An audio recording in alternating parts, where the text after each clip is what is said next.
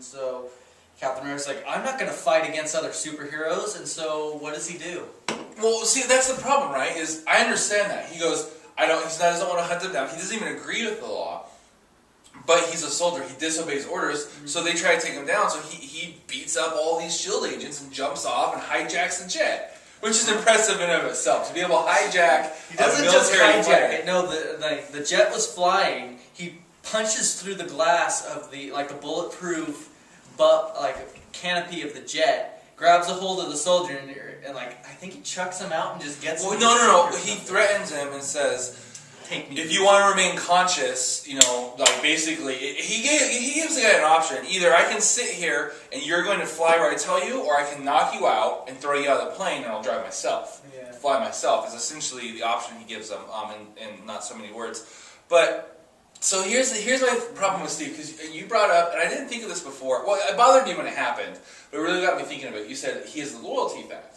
Which, yeah, he does. Like, his guys are very loyal, and more and more people are coming over as things get crazier.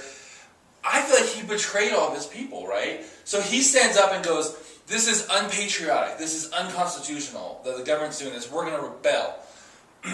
Basically becomes a traitor to his country, because he's a soldier, and now he's rebelling against his country, which could be good or bad. I mean, the Americans were traitors when they first went against the forefathers. So, that's not necessarily a bad thing in itself if, in this point of view, okay, so he's doing what he feels is right. So at least that's admirable. So he gets all these people to join him. He even gets Spider-Man to join him after Spider-Man's gone a long way from the other side. Yeah, unmasks Spider-Man. In front of, unmasks in front of everybody, outs himself to the public. Yeah, so he gets this loyal following, and here's what it is, right? They're outnumbered. They're out, everything. It's them versus the United States government, and the United States government, and SHIELD. And the world, because everybody was... Yeah, not Wakanda. I know there was a truce, when they went to the wedding, which in the game is completely different, too. But, so, they're pretty much against... It's them versus, everything. They're basically worse than villains, because even supervillains... The government has never come together and tried to just track down all supervillains. They've never done it. Yet they're doing it with the heroes. And it's right now, if you're a villain, you're pretty much you can do whatever you want. Yeah, because they're not even looking for you. The only reason they would even care about you is because you're unregistered. But they're going after the heroes first. Wouldn't you think number one priority would be okay, get all the villains first? So it's really weird. But so his whole thing is his platform is this moral high ground is what Captain America goes off. That's what he gets people joined for. They give up their entire lives. Because as soon as they join him, they're criminals and they're traitors, and they pretty much are giving up everything. Spider-Man's the primary course where Aunt May gets shot by, I think it was Crossbones or somebody like that, and ends up in the hospital, and he has to trade his wife for his aunt, which he has a problem. Yeah, well, so... This is his thing. He has a platform of the morally the right thing. Well, then at the I don't know necessarily, but at the end of it, he surrenders because he's there's too many bystanders are getting hurt. We have this huge battle in the middle of the city, and he has this weird we're causing too much collateral damage. I surrender. At that point, he doesn't have the right to surrender. Because he's convinced all these people to give up their lives to follow this dream, this ideal. And then he throws it all away because he's some bystanders could get hurt. I don't really, to me, if I was on his team, I would be pissed off. I would be I would never, if I was I grew up as, idolizing Captain America, and now I'm a hero because now I'm on your side. I'm you're a sellout, dude. So you say that you fight for the country, and you're going for the country, then they do something you don't like, so now you go against the country, and then you get all of us to follow you. Oh, well, now you don't like something else, and now you're surrendering, and you're giving. Well, I think it's more the kind of thing. What's up with that? Everybody can look back and think of, man, they make a decision, and it's they thought this was the good thing, and even if it is the moral high ground, the right decision, they go and they make this decision. Black and white. This is what I'm going to do. And it's later you see this happens, that happens, and it's I kind of wish I hadn't done that. I didn't expect these repercussions, and you're I wish I could go back and... but it it wasn't like I would respect it more if he changed sides. He's like, you know what? The more I think about it, the more I realize I was wrong. That the Registration Act is actually a good idea. You know, look at this. All we're doing is causing damage. Blah blah blah.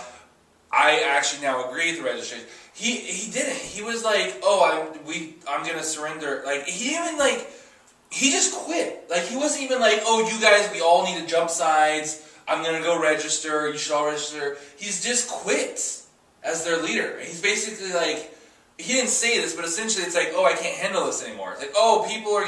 What did you think was gonna happen when you're leading a group of superheroes against the government? And he just quit. And it was really weird. I felt like it was almost like they were like, oh, we need to wrap the Civil War thing up. How should we need to do it quickly? Well, we could have Captain America quit. You know, like. It was just seemed weird, and I felt like he sold out all of his soldiers. You know what I mean? I think it's kind of the opposite, where as in the road to Civil War, you have Iron Man and Peter Parker, the two primary people fighting against it legally. They're going in, lobbying before Congress, this is why we can't do it. Well, right after you have the, what is the name of that town? Something, Connecticut? Concord, I think. Where nitro explodes, kills a bunch of school kids, 612. And so because of that, now it's unanimously thrown through Congress and on the president's desks, and it passes. Well, right after that, Iron Man, Mr. Fantastic, and Yellow Jacket, who's Hank Pym, the prison all there. Was another example of taking things too far.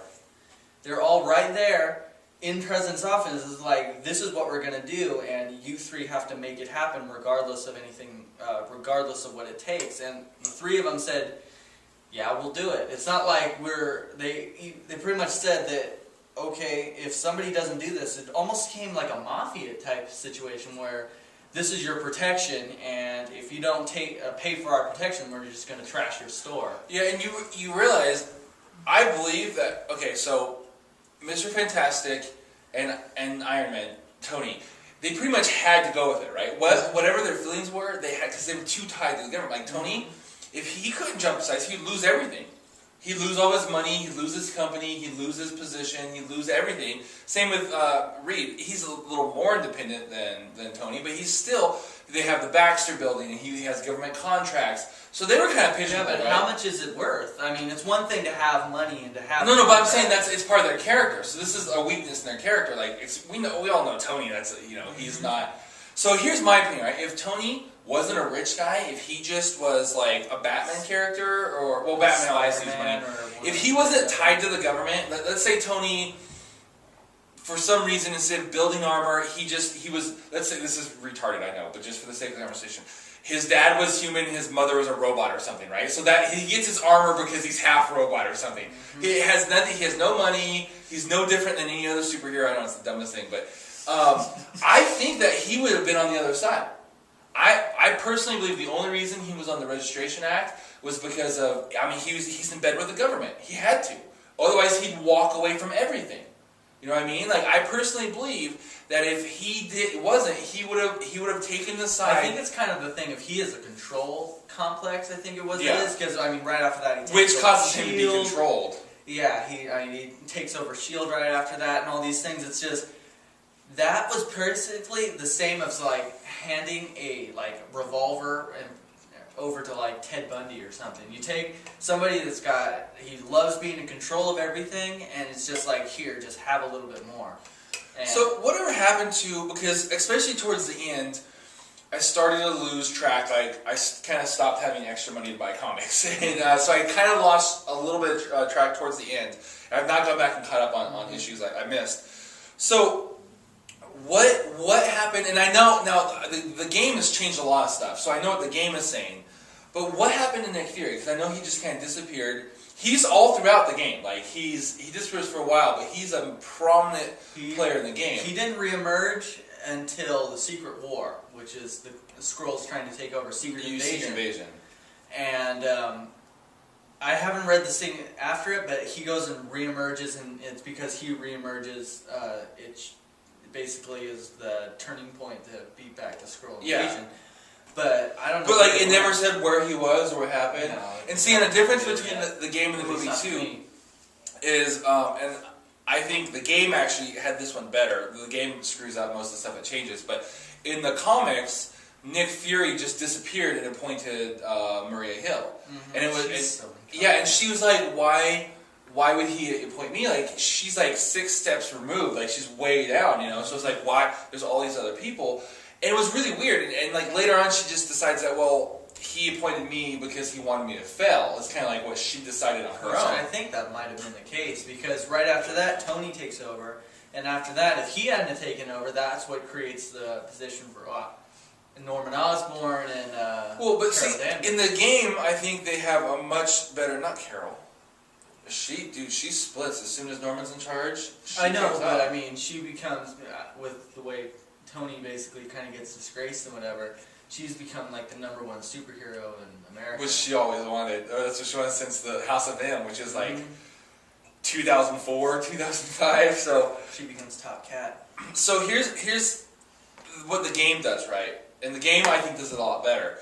So Nick Fury goes underground because he's basically going to be a criminal at this point, because he's kind of what helps set some of the stuff off. So they do hit a lot different than the book. So the president appoints Maria, and she's talking to him, and she asks him that, like, why me? Like, there's like all these other people who are in line for it, and like, I'm so far down the chain of command. Why would you promote me? And he basically just straight up tells her, because he's like, because there's all these people, but they're all Fury loyalists. He's like, I don't want a Fury loyalist in charge. He's like, so he picked her because she has no loyalty to Nick Fury. And then to me, that made much more sense than just like, oh, Nick Fury appointed her but disappeared. Because I mean, realistically, if someone let's say Nick Fury's position, the closest thing in real life to it would be like the head of the FBI. It's something that the president appoints, the head of the FBI. He has is it a 9-year term? I can't remember, but I think it's as long as it's the president. It's a term. I think it's 9 years or whatever, but I don't remember for sure. But he's appointed by the president, and it's a maximum amount of time that you can have. And I want to say 9. It could be 11, but it's somewhere around 10, give or take like 3 years or something like that. But it's right around 10 years, and then before you have to step down and like a new one gets appointed by the president. So the whole that's basically what Nick Fury's kind of like position is. So like if the head of the FBI just like disappears off the face of the map and left instructions for so and so to take over, like that doesn't happen. It was like, well, right after that, the president would reappoint your authority someone. Would be lapsed. Any instructions you left behind would. It wouldn't matter because you just So. And used to, back when I was a kid and watching like the Spider-Man comics and stuff, like S.H.I.E.L.D. was its like own entity, but now the way it's like it's a part of the government. It's kind of like, you know, so it's basically like